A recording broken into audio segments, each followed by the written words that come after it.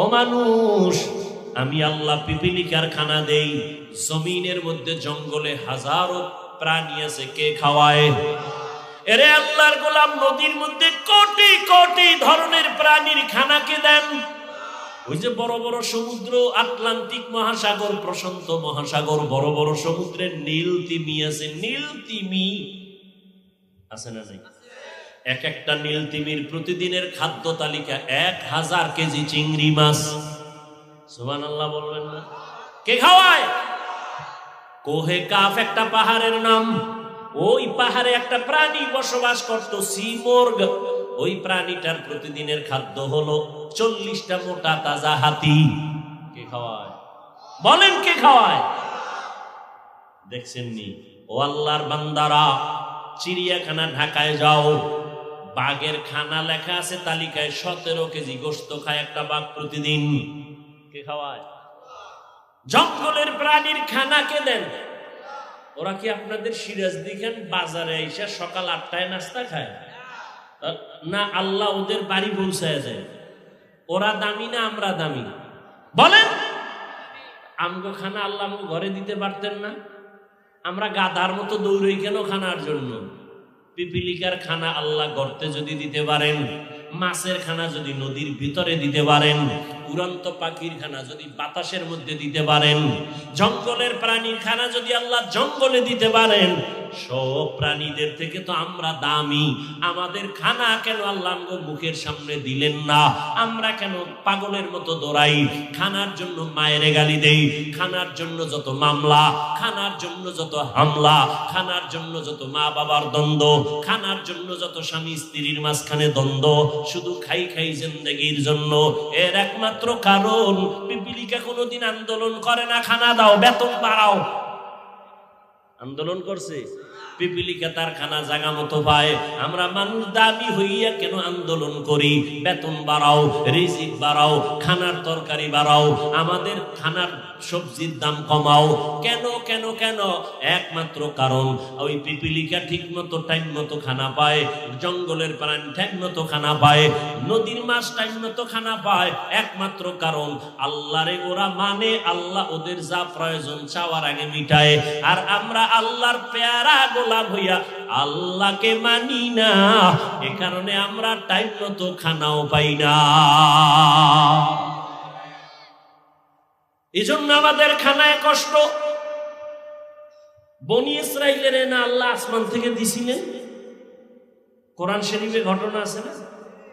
আসমান থেকে আল্লাহ খানা দিছেন বনি ইসরাইল মুসা নবীর উম্মতের। সন্ধ্যাবেলা ওই যে কুয়াশা বুঝেন না, নিশির পরে ওই কুয়াশার মতো হালুয়া পড়ত, বৃষ্টির মতো জমিন ভরপুর হয়ে যায়, আর ছোট একটা পাখি বুনা করা এরকম পড়তেছে। আল্লাহ কয়, মুসা মজা পাইয়া যেন রাইখা না দেয়, যখন একটা তখনই যেন খেয়ে ফেলে। যদি আগামীকালের জন্য রাইখা দেয়, পরের দিন বন্ধ করে দিব। বনি ইসরাইলরা ওই বুনা গোশত আর হালুয়া খাইয়া যেই মজা পাইছে, আজকে সব খাইস না, কালকের জন্য রেখে দাও। যখন রেখে দিছে, পরের দিন থেকে আসমানের খানা বন্ধ হয়ে গেছে। নবী কয়, এই বনি ইসরাইল বেশি চালাকি যদি না করতো, আমার উম্মতরা ঘরে বয়ে খানা পাইত। আবার আল্লাহ মাঝে মাঝে, আল্লাহ যে এখনো পারেন তাও আল্লাহ দেখায়। বসরা এলাকার একজন নারী, রাবেয়া বসরিয়া, আল্লাহর পেয়ারা বান্দি, কেমন আল্লাহর মোহাব্বতে পড়িয়া বিবাহের সিঁড়ির মধ্যে পাও রাখে না। কার মোহাব্বত? আল্লাহর মোহাব্বত। আর আমগো এক যুবক সিরাজদি খানের বিয়া করে না, এরকম আছে না? কেন? কয় জিদ করছে, মনের মাইয়াডারে ভাইলো না কেন? এই মাস মিশা পেতেছি বুঝাবার জন্য বলি। আবার তুই মনে করিস না যে হুজুরে আমারে মনে হয় জানিয়ে ফেলাইছে, চোরের মনে পুলিশ পুলিশ, তোরে আমি চিনি, তুই কোন জায়গায় আকাম করছ? শাহজালাল রহমাতুল্লাহ আলাইহি জীবনে বিবাহ করেন নাই, এ খবরও তো অনেকের নাই। ভক্তগণ আল্লাহর মোহাব্বতে বিয়া ছাড়ছে, আর শাহজালালের ভণ্ড ভক্তরা বউয়ের মোহাব্বতে আল্লাহ ছাড়ছে। শাহজালালের ভক্ত দাবি করে দাড়ি নাই, শাহজালালের ভক্ত দাবি করে টুপি নাই, খাজা মঈনুদ্দিন চিশতি আজমিরির ভক্ত দাবি করে পর্দা করে না। অথচ খাজা মঈনুদ্দিনের ইতিহাস কত মারাত্মক, শাহজালালের ইতিহাস কত মারাত্মক। জীবনে বেপর্দায় চলেন নাই, মাথায় অল টাইম পাগড়ি রাখতেন, জীবনে হারাম কোনো খানা খান নাই, বেগানার দিকে নজর দেন নাই। তুমি শাহজালালের ভক্ত না, তুমি ভণ্ড। পৃথিবীতে শাহজালালের পিওর ভক্ত, খাজা মঈনুদ্দিনের পিওর ভক্ত আমরা, দাড়িওয়ালা টুপিওয়ালা নামাজিরা। তোমরা যারা দাড়ি টুপি ছাড়া, তোমরা ভণ্ড। তোমাদের দ্বারা শাহজালালের বদনাম হয়, তোমাদের দ্বারা খাজা মঈনুদ্দিন চিশতি আজমিরির বদনাম হয়। আল্লাহ হেদায়াত দান করুন। শাহজালাল রহমাতুল্লাহ আলাইহি ইয়ামান থেকে আসেন, মাথায় পাগড়ি, এক হাতে তাসবিহ আর এক হাতে লাঠি। সিলেটের জমিনে আসেন 360 আউলিয়ার কাফেলা। ইতিহাস আপনারা জানেন। গৌর গোবিন্দ তখন মাস্তানি করে, শাহজালালের কাফেলাকে বলল ভেগে যাও। শাহজালাল বলে খবরদার, মুসলমান যেই কদম সামন দিকে দেয়, কোন বেঈমানের ভয়ে সে কদম আর পিছনে নেয় না। গৌর গোবিন্দ বলে তোমার সাথে বুঝাপড়া হবে, যুদ্ধ হবে। শাহজালাল বলে সুন্নতের লাঠি হাতে নিয়ে আসছি, যুদ্ধ হবে। হুজুরের হাতে লাঠি কেন? সন্ত্রাসী। হ্যাঁ,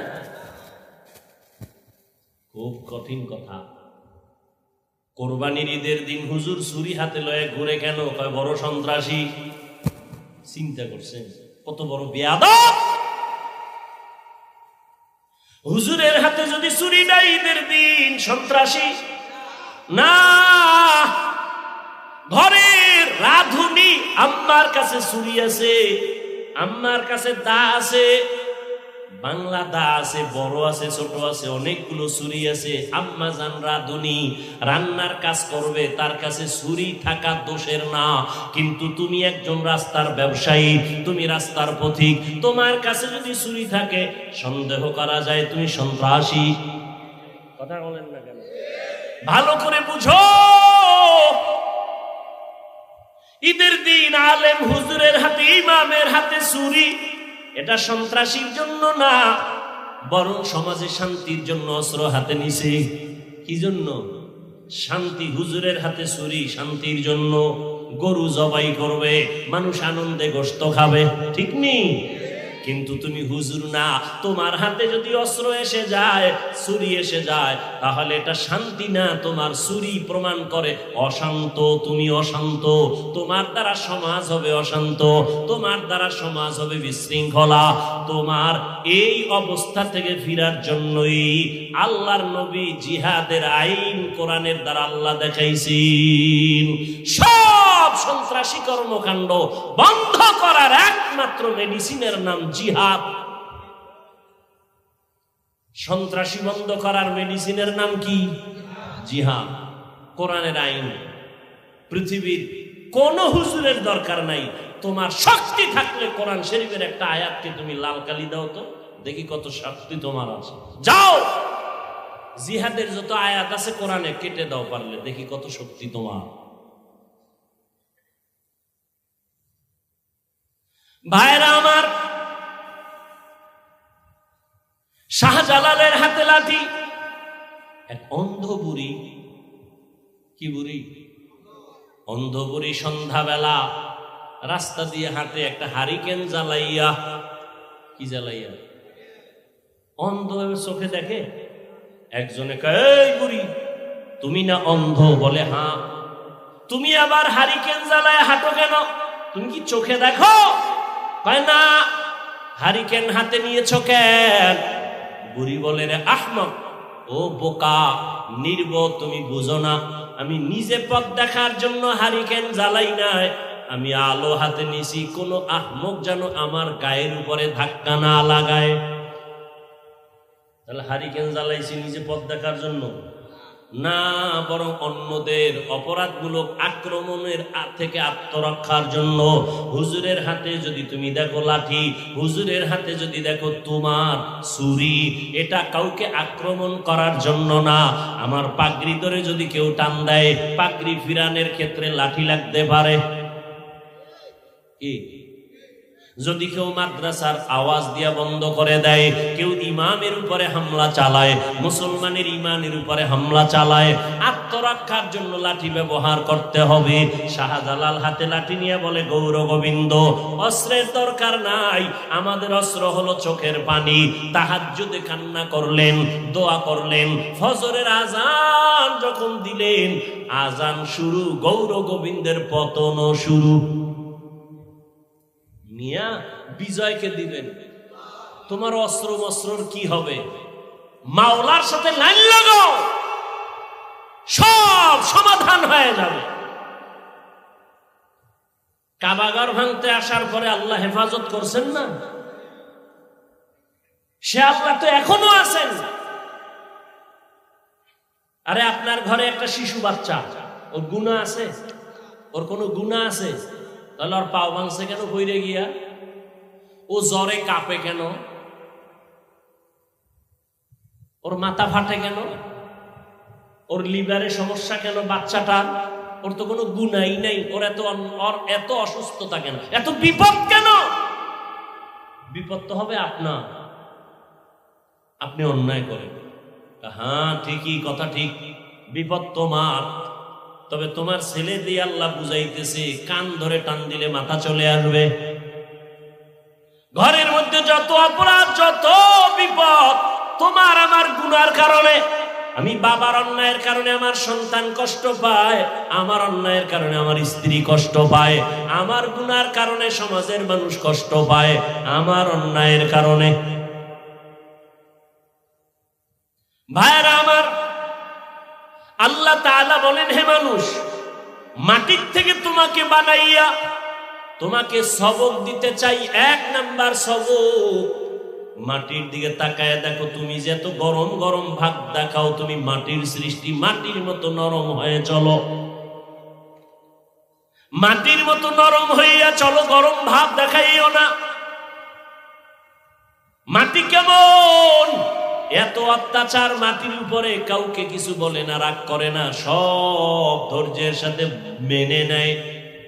মাটির উপরে যে অন্যায় চলে, মাটি যদি একবার রাগ করে, ওই যে কয়েকদিন আগে ভূমিকম্প হইল না মায়ানমারে, ওদিকে থাইল্যান্ডে সব ধ্বংস হয়ে গেল।